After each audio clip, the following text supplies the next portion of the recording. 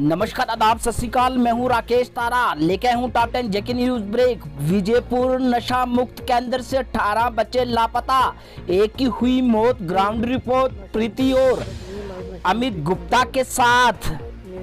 नमस्कार, मैं हूं प्रीति शर्मा और आप देख रहे हैं जेके न्यूज। मेरी गांव में बने न्यू लाइफ नशा मुक्ति केंद्र से 18 बच्चे लापता हुए। एक बच्चे की गई जान। नशा मुक्ति केंद्र का स्टाफ मौके से हो गया। मैं हूं अनिल गुप्ता, जेके न्यूज़ ब्रेक में आपका वेलकम है। मैं आपको बता दूं कि नशा मुक्ति केंद्र, इसके ऊपर एक सवालिया निशान बन के खड़ा हो गया, क्योंकि पिछले आए दिनों में जो खबर बन के आ रही है कि 18 जो लड़के हैं वहाँ जो नशा छोड़ने के लिए गए हुए थे, वहाँ से भाग चुके हैं, जिसमें से कि एक मोहित शर्मा नाम का जो युवक था, उसकी डेड बॉडी जो है मस्तगढ़ से कल जो बरामद की गई है वहाँ से मिली है। कहीं ना कहीं इस वक्त जो सवालिया निशान है वो नशा मुक्ति केंद्र के ऊपर बना हुआ है, और जो आला अधिकारी हैं वो भी इसके ऊपर कुछ भी बोलने को तैयार नहीं है, क्योंकि हालांकि ऑफ द रिकॉर्ड कैमरे के आगे तो नहीं बोले, लेकिन ऑफ द रिकॉर्ड उन्होंने ये बोला कि यहाँ पे जैसे ही हम इन लड़कों के ऊपर थोड़ी सी सख्ती करते हैं, क्योंकि ये यहाँ पे आके भी नशा मांगते हैं, जैसे ही हम इनके ऊपर सख्ती करते हैं ये भागने की फिराक में रहते हैं, और उसी को देखते हुए वो वहाँ से 18 युवक जो है भाग चुके थे, जिसमें से कि एक मोहित शर्मा जो नाम का युवक था जम्मू के मस्तगढ़ से उसकी डेड बॉडी मिली है।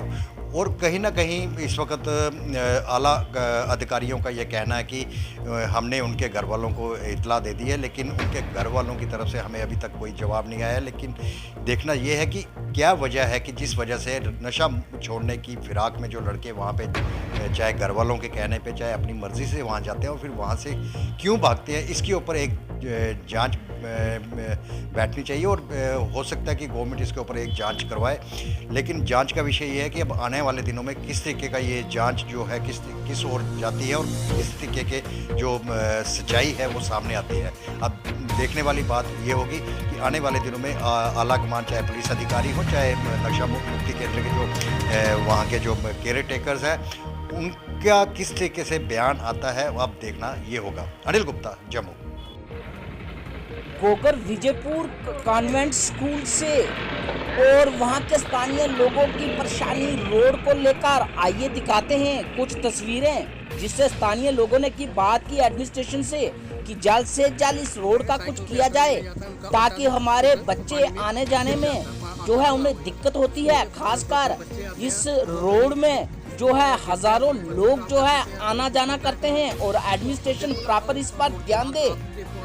मैं डीसी साहब से यही रिक्वेस्ट करूँगा कि रोड आके या कोई बंदा दे दे अपना, कोई रोड को देखे, जो भी है इसका हल रखें। आपका साक्ष्य हो गया, अभी 1-2 महीने में पूरा ठीक होने बोला। उसी वक्त एकदम लॉकडाउन शुरू हो गया। उसके बाद भी हमने आंदोलन से बात होगी, वो बोल रही अभी 1 हफ्ते का पहले भी मेरे को इन्फॉर्मेशन मिला, साक्ष्य तो हो गया, अभी ऑलरेडी हमारे काम शुरू होएंगे। हालत जो भी है रोड की आपके सामने ही है। बच्चे स्कूल में जाते हैं, पास में कॉन्वेंट स्कूल है, इतने मतलब पानी में से होके निकलना पड़ता है। अब कुछ बच्चे तो पैदल जाते हैं, उनको इतना परेशानियों का सामना करना पड़ रहा है। पंच सरपंच जो है बार बार उनके पास जाके हम थक चुके हैं। देख लो अभी हालत, कुछ नहीं करते हैं, वोट मांगने आ जाते हैं, करते कुछ भी नहीं है। तो आप डीसी से क्या मांगते हैं? यही अब इतनी ज़्यादा बीमारियां हमारे यहाँ फैलती हैं, सारा घर के अंदर तक पानी जाता है, बारिश होती है तब भी अब मतलब बहुत ज़्यादा परेशानी है। तो ये रोड बन जाए अच्छी से, यहाँ पे साफ़ सफाई हो जाए, नालियाँ बन जाए, तो यही है।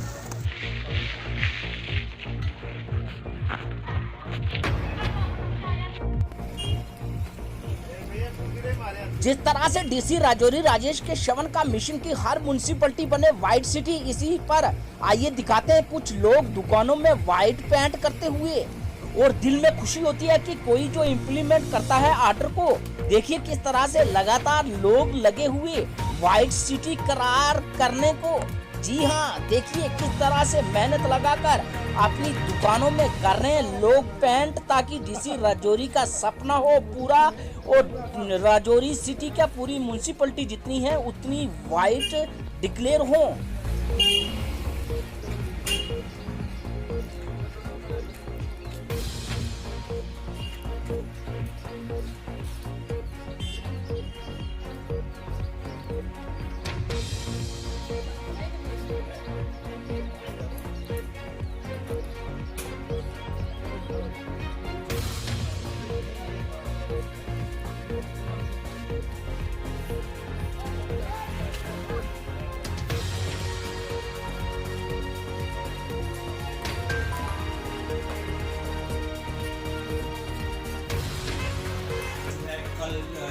नेहरू केंद्र रिक्रूटमेंट रैली को लेकर पुंछ के लोगों ने की प्रेस कॉन्फ्रेंस। कहा ये एडमिनिस्ट्रेशन ले सकती है इंटरव्यू, सियासी लोगों को कोई अधिकार नहीं। जी हाँ, रिक्रूटमेंट रैली में उन्होंने साधा निशाना की कुछ सियासी लोग इसमें जो है मेंबर बनकर बैठे हैं। जो इंटरव्यूज कमेटी में है, हमारी प्रेस कॉन्फ्रेंस करने का ये मकसद है कि हमें बताया जाए कि इन बुनियादों पे एक सियासी जमात से वाबस्ता लोगों को इस इंटरव्यूइंग कमेटी में रखा गया है।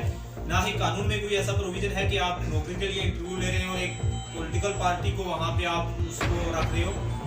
मेरी प्रेस के थ्रू से, प्रेस के जरिए से आपने जिला तरक्याती कमिश्नर पुंछ से और लेफ्टिनेंट गवर्नर जम्मू व कश्मीर से अपील है कि आप बराए करम इस मुद्दे को देखिए, नौजवानों के साथ मजाक मत कीजिए। हमारा यूथ जो है इस वक्त बेरोजगार है और यूथ इस टाइम जो है चाहता है कि उसे रोजगार मिले, लेकिन अगर एक तरफ रोजगार के लिए इंटरव्यू लिए जाते हैं, दूसरी तरफ उस इंटरव्यू की जो कमेटी है, उसके इंटरव्यूइंग कमेटी है, उसमें जनाब आप एक पॉलिटिकल पार्टी के लोगों को जो दिखा रहे हो, तो ये ना डिपार्टमेंट में ट्रांसपेरेंसी है और ना वो है, ये सरासर जो है एक पॉलिटिकल पार्टी के लोगों को फायदा पहुंचाने के लिए सरकार की तरफ से उठाया गया कदम है। हम इसकी कड़ी मजम्मत करते हैं। मेरी जिला तरक्याती कमिश्नर से अपील है कि ट्राई करो, जैसे मेरी बात हुई अभी डीसी साहब से, मेरे फोन पे बात हुई, डीसी साहब अवेलेबल नहीं थे, हम दफ्तर में भी गए थे, तो डीसी साहब ने फोन पे हमें यकीन दहानी कराई है कि वो इस मसले को देखेंगे और हल करेंगे। लेकिन मेरी फिर भी प्रेस के जरिए से लेफ्टिनेंट गवर्नर से अपील है कि आप बराए करम जो है इस मुद्दे को देखें, इस मसले को देखें और हमारे जो इंटरव्यूज कर लिए जा रहे हैं उस कमेटी को खत्म किया जाए, हजम करके एक नई कमेटी तश्कील जाए जिसमें अफसरान हों या गवर्नमेंट के मुलाजिम हों, बजाय सियासी रहनुमाओं के। हाँ, अगर सियासी रहनुमाओं को, सियासी लीडरान को आपने रखना है तो फिर आप दूसरी पॉलिटिकल पार्टीज जैसे कांग्रेस है, अपनी पार्टी है, जैसे नेशनल कॉन्फ्रेंस है या पीडीपी है, उनके नुमाइंदों को भी वहाँ पे बिठाया जाए ताकि एक ट्रांसपेरेंसी आए और एक शुभात जो बड़े हैं यहाँ पे वो दूर हो जाए। प्रेस कॉन्फ्रेंस करने का यही मकसद था। मैं आज की प्रेस कॉन्फ्रेंस के जरिए लेफ्टिनेंट गवर्नर साहब से ये अपील करता हूँ कि आप बराए करम जो नौजवानों के साथ के मजाक किया जा रहा है इसको बंद करें। और मैं आखिर पर मीडिया का शुक्रिया अदा करता हूँ कि आप लोगों ने वक्त निकाला और हमारी प्रेस को कॉन्फ्रेंस को कवर किया। म्युनिसिपैलिटी जम्मू में लगातार हो रहे हैं काम, आइए दिखाते हैं रिपोर्ट।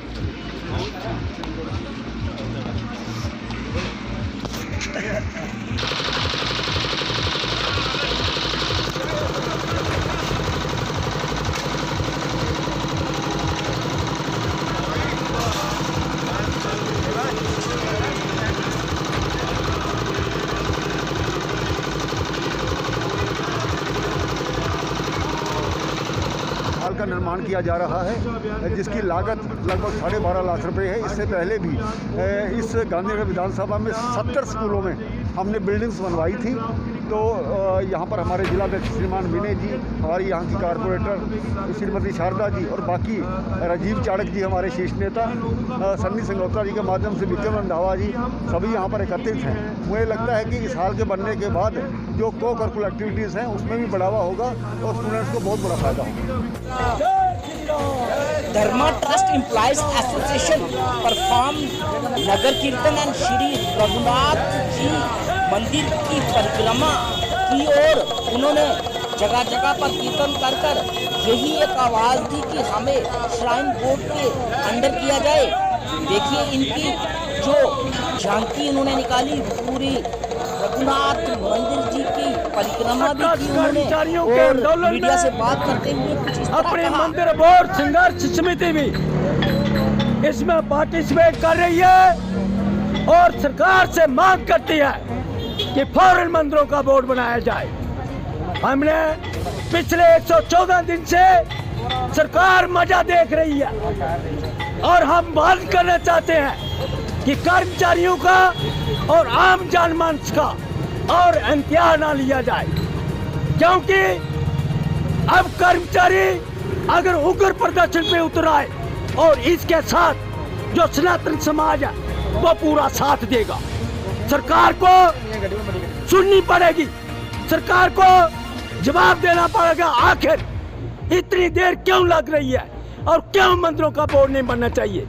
हम पूछना चाहते हैं एलजी साहब को कि आपने 10 जनवरी 2021 को जब अपने पैलेस में बुलाया तो ये आश्वासन दिया कि फौरन मैं एक कमेटी गठित कर रहा हूँ। आखिर क्या वजह है, किसका दबाव है? आपने आज दिन तक वो कमेटी क्यों नहीं बनाई? इसका जवाब आम जनता को देना पड़ेगा, नहीं तो ये आंदोलन उग्र रूप लेगा। अब हम सड़कों में उतर रहे हैं। हमने बहुत अपनी समझदारी सूझबूझ से इस स्ट्राइक को बड़ी पेशेंस से, जहाँ तक आपके मीडिया के माध्यम से, अखबारों के माध्यम से आप तक पहुँचाया। मेमोरेंडम दिए गए प्रधानमंत्री जी को, अपने जो होम मिनिस्टर है अमित शाह जी, उन तक ये मेमोरेंडम पहुँचे हैं। आखिर क्या वजह है? ये सरकार जिन्होंने मंदिरों के नाम पर बोल लिया, आखिर क्या वजह है? मंदिरों की जो दुर्दशा है उनके ऊपर क्यों कानून नहीं बनाया जाता? ये हमारा एक प्रश्न चिन्ह है। ये लोग पूछना चाहते हैं, आम जनता को जवाब देना चाहिए। पीएचई टेलीविजन वर्कर एम्प्लॉइज जो है भूख हड़ताल पर लगातार 9 दिनों से कर रहे हैं प्रदर्शन अपनी मांगों को लेकर। लागू करो We want justice, minimum wages act, लागू करो minimum wages act। PHE employees United front का मेंबर, आज हमारी हड़ताल का जो ये चेन स्ट्राइक, हंगर स्ट्राइक चल रही है, लेकिन अभी तक सरकार की तरफ से ना तो कोई नुमाइंदा और ना ही हमारे डिपार्टमेंट की तरफ से नुमाइंदा हमारी सबूत लेने के लिए आया है। और ये पता नहीं किस ख्वाब में है कि ये डेली वेजर जो हम यहाँ पे जो स्ट्राइक बैठे हुए हैं अपने हंगर स्ट्राइक पे, हमें हंगर स्ट्राइक करने का शौक नहीं है। हमारी खाली जो हमारी जो डिमांड है, 25 साल से जो हमारे जो कर्मचारी जो काम करते आए हैं उनकी रेगुलेशन पॉलिसी और उनका जो बकाया वेतन 60-70 महीने का जो पेंडिंग पड़ा हुआ है, और आपने 370 तोड़ने के बाद यूटी बनाई, और उसमें यूटी का अगर बनाई है तो अगर परमानेंट मुलाजमों को आपने पूरे बेनिफिट्स दिए हैं तो डेली वेजरों को क्यों नहीं दिए आपने? और हमारा जो पिछले दिनों में जो पिछले साल कोरोना के टाइम पे भी हम लोगों को कोरोना वॉरियर कहा गया। हम लोग 24 ओवर जो है लोगों को पानी पहुंचाते रहे, कोरोना के टाइम पे भी, कर्फ्यू के टाइम पे भी, लेकिन फिर भी सरकार ने हम लोगों की आज तक सबूत नहीं ली।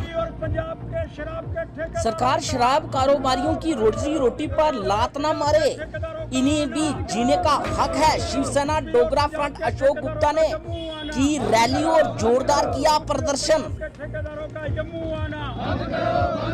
यूपी और पंजाब का प्रोटेस्ट, यूपी और पंजाब के जो ठेकेदार शराब के जम्मू वालों को बंद करके बाहर से मंगवाने की साजिश चल रही है।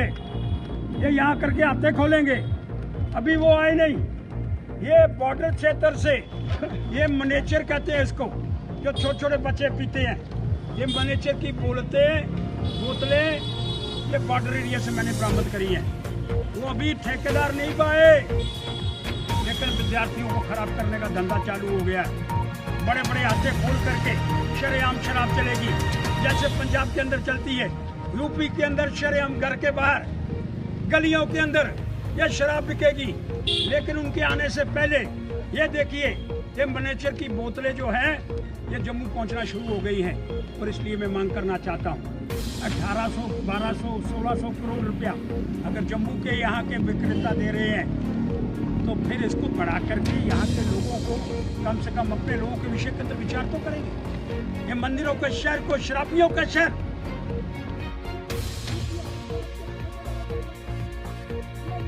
की हालत करेंगे, ये हमको मंजूर नहीं है। इसलिए मैं मांग करना चाहता हूँ माननीय उपराज्यपाल जी, आपसे बड़ी उम्मीदें हैं। आप बड़े अच्छे व्यक्ति हैं, आप भ्रष्टाचार को समाप्त करने का प्रयास करना चाहते हैं, लेकिन मंदिरों के शहर को कभी शराबिया नहीं बनने देंगे, इसके लिए मुझे पूर्णतः विश्वास है। और इसलिए मांग करना चाहता हूँ, ये विद्यार्थियों की हालत अभी खराब करने का प्रयास किया जा रहा है।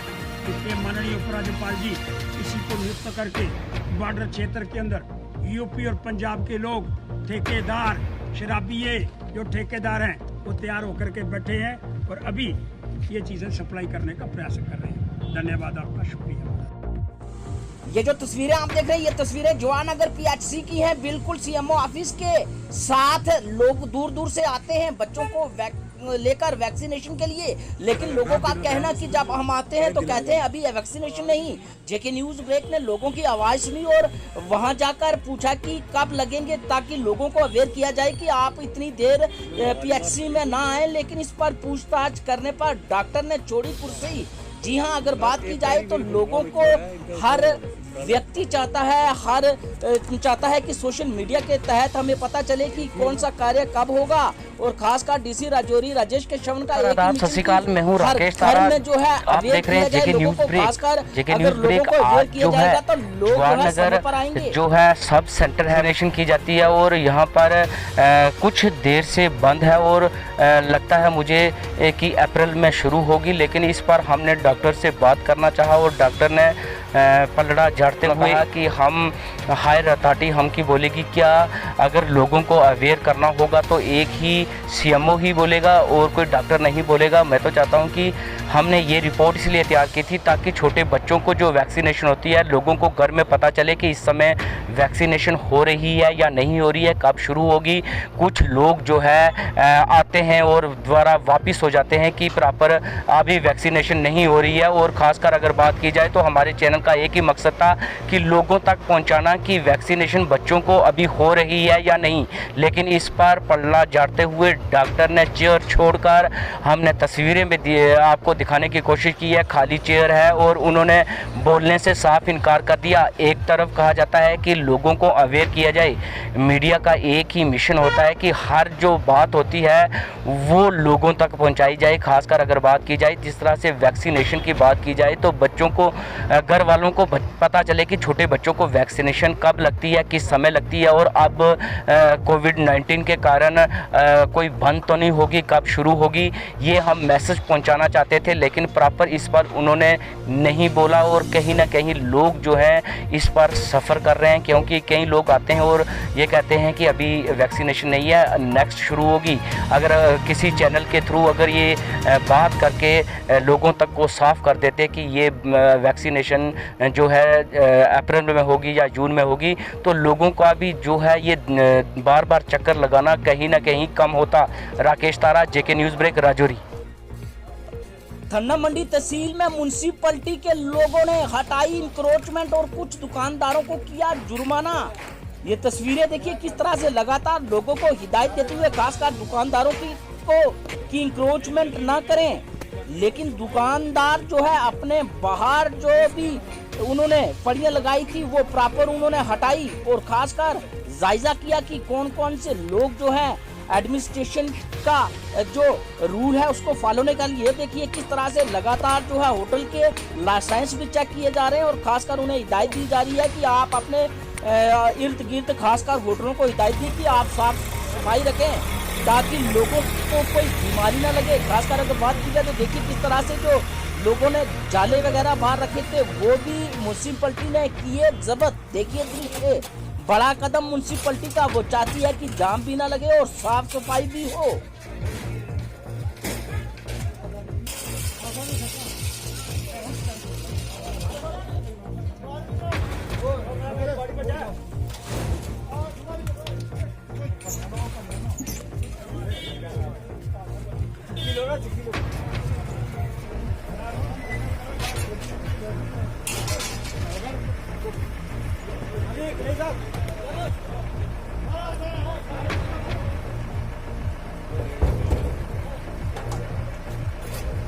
कितने बजे इसकी वापस लगती है?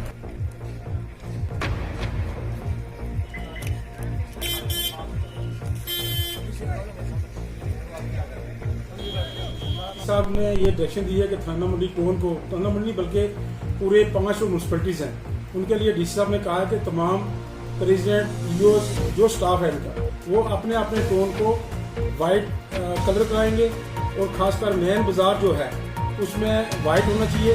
उसका ये फ़ायदा है कि जब हमारा टोन पूरा ये कलर में वाइट में हो जाएगा, उसके बाद अगर कहीं गंदगी होगी बाज़ार में तभी वो दिखेगी और उसके बाद टोन जो हमारा वो है वो खूबसूरत एक नज़र आएगा। उसके बाद डीसी साहब ने ये हमें हिदायत दी है कि भाई हम आपकी जो मेन ड्रेन्स जो भी हैं आपके टोन के अंदर उनको साफ रखें, उनमें वार फुटिंग का जो काम करना है वो करें ताकि वो साफ रहे और कोई भी गंदगी वगैरह उनमें नजर नहीं आनी चाहिए। तो हमने उसी सिलसिले में यहाँ पर थन्ना मंडी टोन में जो भी लोग हमारे हैं यहाँ पर जिनकी दुकानें हैं, मकान हैं, जो खासकर मेन रोड पर फिलहाल पड़ते हैं मेन बाजार में, उनको हमने कहा है, हमारे स्टाफ ने कहा है कि भाई आप इसको फौरी वाइट कराओ और उसके बाद ड्रेन जो है वो साफ। हमारे जो म्यूनसिपैलिटी का जो स्टाफ है हमारा वो सफाई जो कर्मचारी है वो इसमें लगे हुए हैं वो उसको सफाई में, और इंशाल्लाह मैं ये कहूँगा कि बहुत जल्द हमारा थाना मंडी जो है पूरा ये वाइट नज़र आएगा और ड्रेन जो है वो हमारी जो है साफ नजर आएगी।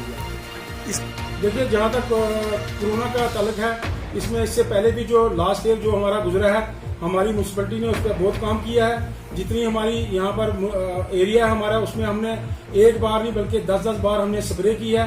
जितनी हमारी गवर्नमेंट की जो बिल्डिंग्स हैं, जो हमारे हॉस्पिटल हैं, स्कूल्स हैं, उनपे भी हमारी टीम जो है वो हर दूसरे तीसरे दिन वो स्प्रे करती रही है। उसके बाद लोगों को मैं एक गुजारिश करूंगा कि इससे पहले भी लोगों ने इसमें काफी ताउन दिया है एडमिनिस्ट्रेशन को।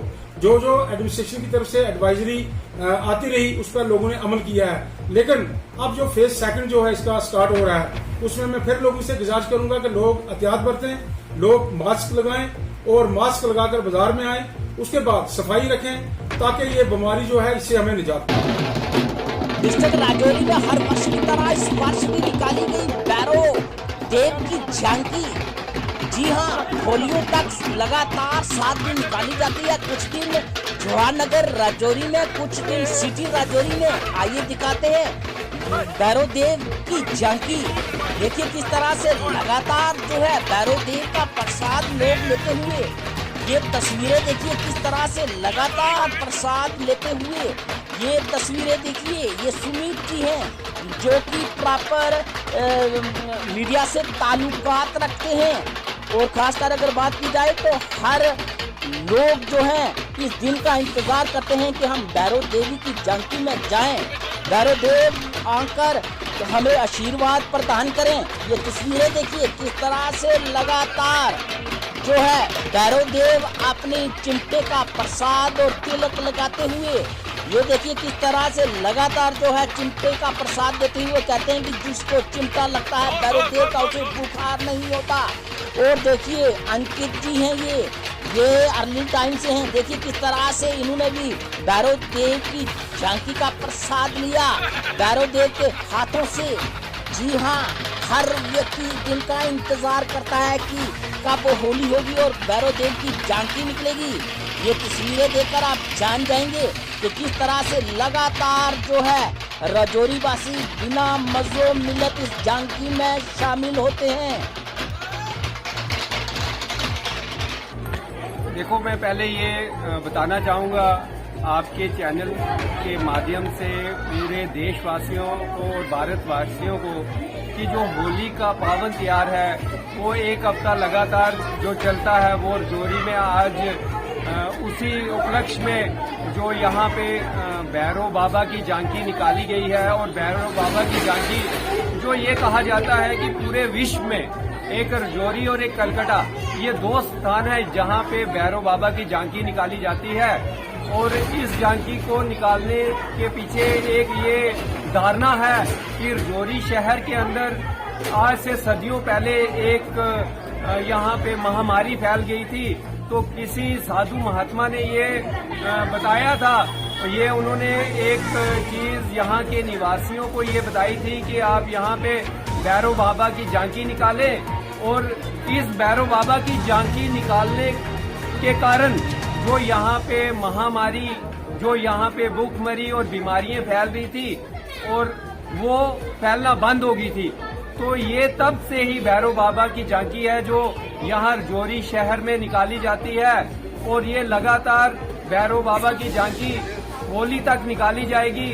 और इसमें ये है कि बड़े बच्चे, बुजुर्ग, महिलाएं जो सभी इसको देखने में काफी उत्साहित होते हैं। महिलाएं और जो बच्चे हैं वो छतों से इस झांकी को निहारते हैं। और इसकी एक सबसे बड़ी खूबी ये है, आपको ये बता दूं कि इसके पीछे ये धारणा है कि भैरो बाबा के चिमटा खाने से जितने भी रोग हैं इंसान के, वो एक प्रसाद के रूप में माना जाता है। तभी हर कोई भैरो बाबा के प्रसाद खाने का इच्छुक रहता है। और यहाँ पे एक व्यक्ति को भैरो बाबा का जो रूप धारण करवाया जाता है और वो विभिन्न गली मोहल्लों और बाजारों से होते हुए ये झांकी सनातन धर्म सभा जोरी से निकाली जाती है और बस स्टैंड से होते हुए भैरव बाबा के मंदिर से होते हुए वापस सनातन धर्म सभा में ये जाके खत्म होती है। और ये भैरव बाबा की झांकी जो सदियों से यहाँ जोरी में होली के उपलक्ष्य में निकाली जाती है।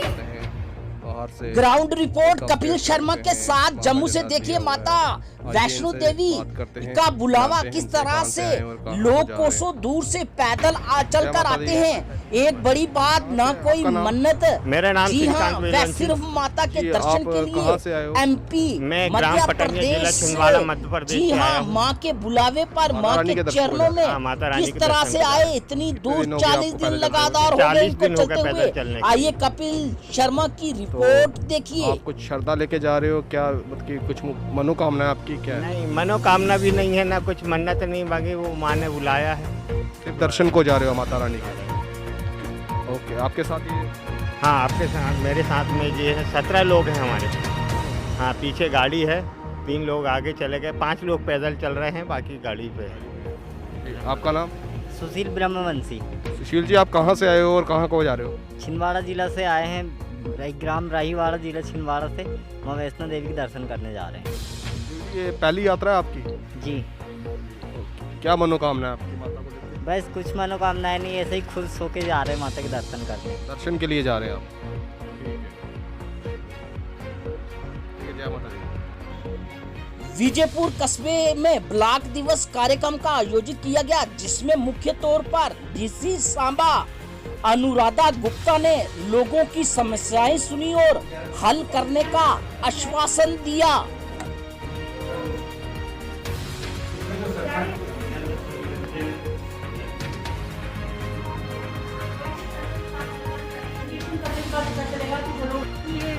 अपने सभी पब्लिक रिप्रेजेंटेटिव जो है, सरपंच, चेयरमैन साहब, वो भी यहाँ पे हैं, तो उनसे सबसे हमने उनके पहले इश्यूज़ अभी, क्योंकि मेरे as deputy commissioner Samba join करने के बाद ही पहला ब्लॉक दिवस था, तो आज इनके सबके इश्यूज़ का हमने आज जायज़ा लिया कि क्या क्या इनके मेन जो इश्यूज़ हैं, जैसे एक्सीडेंटल हॉस्पिटल की बात हुई, रोड्स की बात हुई है, और कुछ डिग्री कॉलेज की बात हुई है, तो ये सब इश्यूज़ को हमने नोट किया है और मैं सेपरेटली इस पर एक मीटिंग ले लूँगी और करेंगे, और एक दूसरे के सहयोग से गवर्नमेंट फंक्शनरीज और पब्लिक रिप्रेजेंटेटिव मिलकर काम करेंगे, तो ज़रूर हम जो ज़मीनी सतह पे जो है डिफरेंस है वो नज़र आएगा।